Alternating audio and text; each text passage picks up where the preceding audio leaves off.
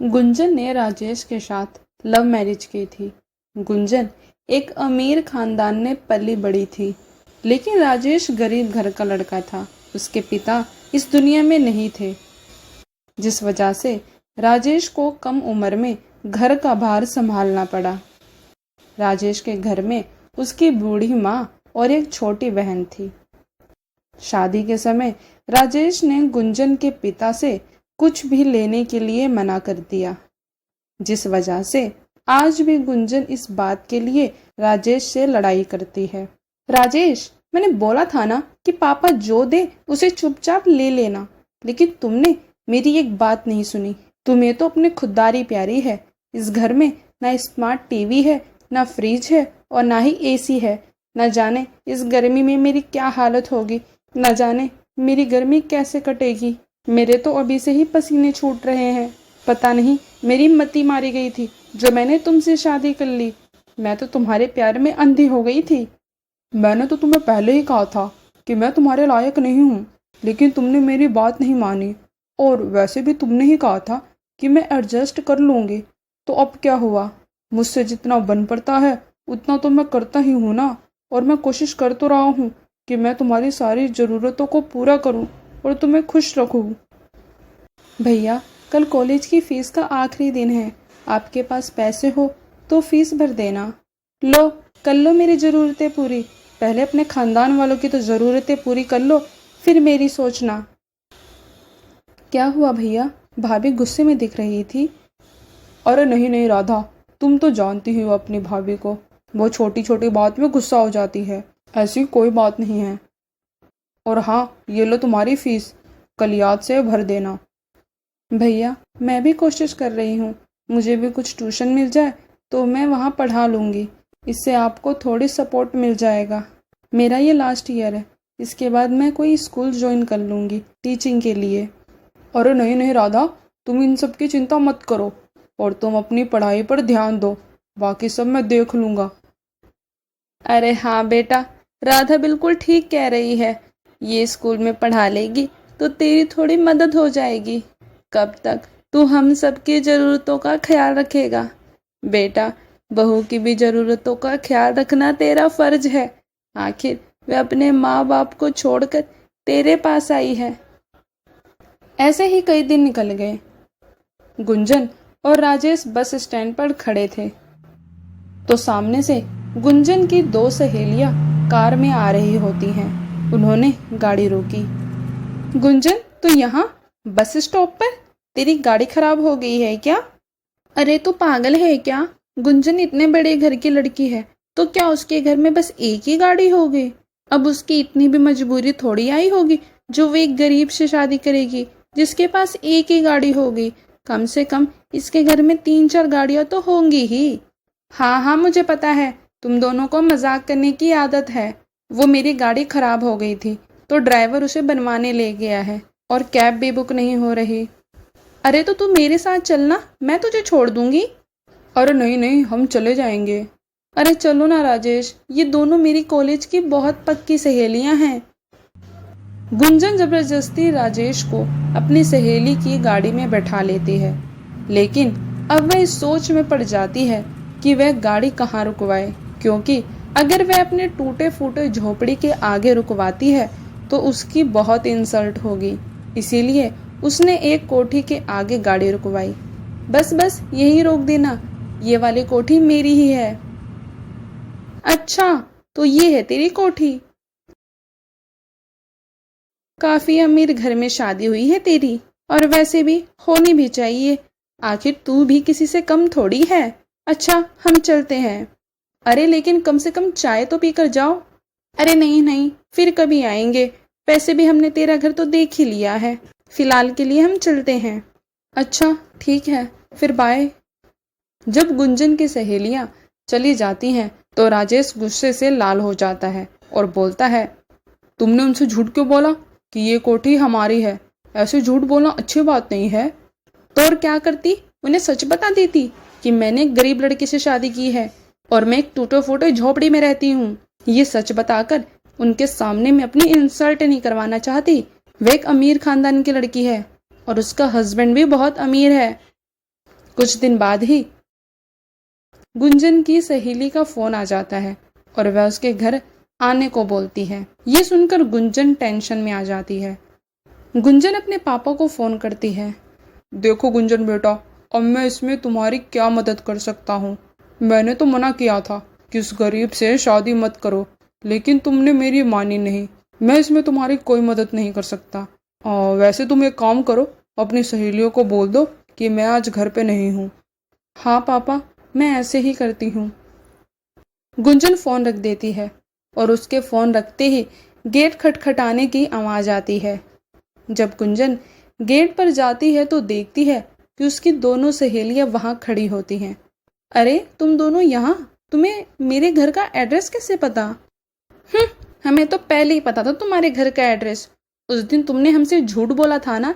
ये बात तो मुझे पहले से ही पता थी कि तुम झूठ बोल रही हो, और वो कोठी मेरे पापा के दोस्त की है। तुम इन गरीबों के साथ रहकर गरीबों वाली हरकतें करने लगी हो। हमसे झूठ बोल रही थी तुम। हमें तो तुमसे घिन आती है। प्लीज अब तुम हमारे कांटेक्ट में मत रहना। जब भी वहां गुंजन की सास आ जाती है। अरे तुम क्या नहीं रहोगी मेरी बहू के कांटेक्ट में? मेरी बहू तुम्हारे कांटेक्ट में खुद नहीं रहेगी। तुम जैसी छोटी सोच वाली इंसानों के साथ हमें वैसे भी कोई मतलब नहीं रखना, जो पैसे देखकर दोस्ती निभाती हैं। तुम दोनों बेशक पैसों से अमीर होगी, लेकिन दिल से बहुत ही गरीब हो, जो दोस्ती अमीरी गरीबी देख के करती हो। इतने में वहां राधा आ जाती है। अरे हाँ माँ, ये क्या रिश्ते निभाएंगे? तुम शीतल अरोरा ही हो ना, जो प्रॉपर्टी के चक्कर में अपने पति को 2 साल पहले ही डिवोर्स दे चुकी है। और तुम डिम्पल चौहान, जिसने अपने सास ससुर को घर से निकाल दिया और उन्हें वृद्धाश्रम भेज दिया। अरे तुम क्या निभाओगे रिश्ते? तुम जैसे लोग तो वैसे भी किसी रिश्ते को निभाने लायक नहीं हो। अभी कुछ और सुनना है या निकलती हो मेरे घर से? चलो निकलो, भागो यहाँ से। दोनों मुंह बनाकर वहां से चली जाती हैं। जिसके बाद गुंजन अपनी सास को गले लगा लेती है और अपनी गलतियों पर शर्मिंदगी महसूस करती है, जिस वजह से राजेश को कम उम्र में घर का भार संभालना पड़ा। गुंजन भी एक अच्छे कंपनी में काम करने लगती है।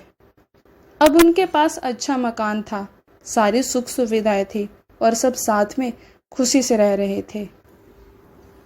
आप क्यों नहीं समझ रही हो? ये जॉब मेरे लिए बहुत जरूरी है। अगर उस होटल में मेरी जॉब लग जाती है तो घर के हालात बहुत हद तक ठीक हो जाएंगे। और मैं कौन सा दूर जा रही हूँ? आप इतना क्यों घबरा रही हो? हाँ, नहीं घबरा रही हूँ, लेकिन तू वादा कर कि तू मुझे हर रोज फोन किया करेगी। अरे हाँ माँ, मैं वादा करती हूँ कि मैं आपको रोज फोन किया करूँगी। बस अब आप अपना मन उदास मत करो। अच्छा तो रुक, मैं कुछ खाने के लिए सामान बांध देती हूँ रास्ते के लिए, तू खा लियो। अच्छा ठीक है माँ, मैं जब तक अपना बैग पैक कर लेती हूँ। ये कहानी है कोमल की। कोमल सुमन की बेटी है। सुमन के पति के जाने के बाद सुमन ने लोगों के यहाँ घर का काम करके कोमल को पाला है। कोमल ने गांव से ही 12वीं की पढ़ाई की है, लेकिन घर के हालात ठीक ना होने के कारण और कुछ सालों से उसकी माँ की तबीयत ठीक ना होने के कारण वह आगे की पढ़ाई पूरी ना कर सकी। कोमल की बचपन की सहेली सोनिया एक अच्छे होटल में काम करती थी। सोनिया जब गांव आई तो कोमल ने उसे अपने घर के हालातों के बारे में बताया। जब भी सोनिया ने उसे अपने होटल में जॉब के बारे में कहा, कोमल तैयार हो गई और सोनिया ने अपने ही होटल में उसकी नौकरी लगवा दी। अगले ही दिन कोमल दिल्ली पहुंच जाती है। होटल पहुंचते ही उसकी सहेली सोनिया ने सभी कामों के बारे में अच्छे से उसे समझा दिया। अब कोमल बहुत ही मेहनत और लगन के साथ अपना काम करने लगी। सभी ध्यान से सुन लो, शहर के बहुत ही बड़े खुराना कंपनी की इकलौती बेटी काजल अपना बर्थडे मनाने हमारे होटल में आ रही है। सभी को उसका स्वागत बहुत ही अच्छे से करना है। किसी भी चीज में कोई कमी नहीं आनी चाहिए। समझ गए ना सभी? जी सर, हम पूरा ध्यान रखेंगे। सुना है बहुत ही तेज और तीखी किस्म की है। जब कल रिसेप्शन पे उसका फोन आया, मैं तो जब ही समझ गई थी कि भाई ये लड़की तो बहुत ही तीखी है। हमें अपने काम में कोई कमी नहीं छोड़नी है। वरना मैनेजर साहब हमें नहीं छोड़ेंगे। अच्छा चलो, हम पूरा उनका ध्यान रखेंगे। अरे माँ का फोन आ रहा है। हेलो, हाँ माँ। हाँ बेटी, जन्मदिन की ढेर सारी बधाई हो। धन्यवाद माँ, मेरे जन्मदिन पर आपका आशीर्वाद मेरे लिए बहुत महत्व रखता है। आज कोमल का भी जन्मदिन है। ये बात सुनकर स्टाफ के सभी लोग कोमल को बधाई देने लगते हैं। अरे कोमल, आज तुम्हारा जन्मदिन है और तुमने मुझे बताया भी नहीं। By the way, happy birthday. Happy birthday Komal. वैसे सब किस्मत की बात होती है। देखो ना, आज तुम्हारा भी जन्मदिन है, लेकिन तुम किसी और के जन्मदिन की तैयारियों में लगी हो। एक वो लड़की है जो अपना बर्थडे इतने बड़े होटल में सेलिब्रेट कर रही है, और एक तुम जो उसके बर्थडे की खुद तैयारियों में लगी हो। सच ही कहा है किसी ने कि सब किस्मत की बात होती है। अरे ये सब छोड़ो और चलो अपने अपने काम में लगो। अरे कोमल, तुम्हें मैनेजर साहब बुला रहे हैं। हाँ, मैं भी आती हूँ। कोमल, मैं तुम्हें एक स्पेशल ड्यूटी दे रहा हूँ। काजल मैम के वेलकम के लिए तुम्हें गेट पर खड़ा होना है, तो तुम कोई अच्छी सी ड्रेस पहन लो। जी सर।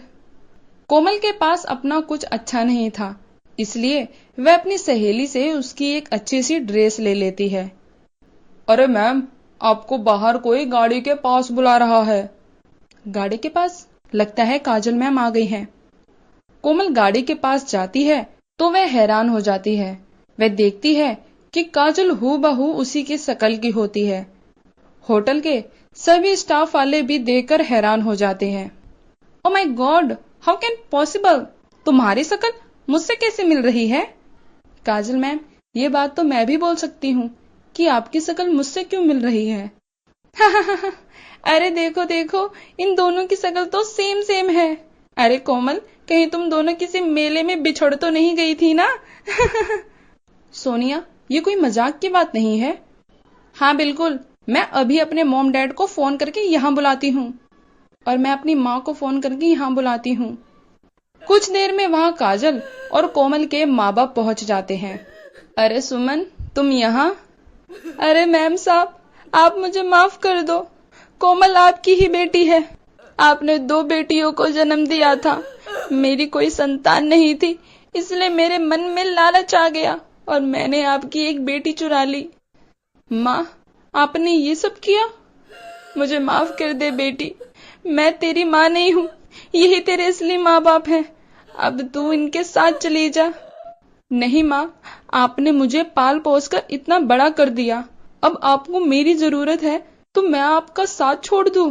कभी नहीं माँ, कभी नहीं। अब हम सब साथ में रहेंगे। और इस तरह 2 बहनें मिल जाती हैं और एक नई जिंदगी की शुरुआत करती हैं। हेलो दोस्तों, ऐसे ही मजेदार वीडियो के लिए मेरे चैनल को सब्सक्राइब करें और वीडियो अच्छी लगे तो वीडियो को लाइक करें।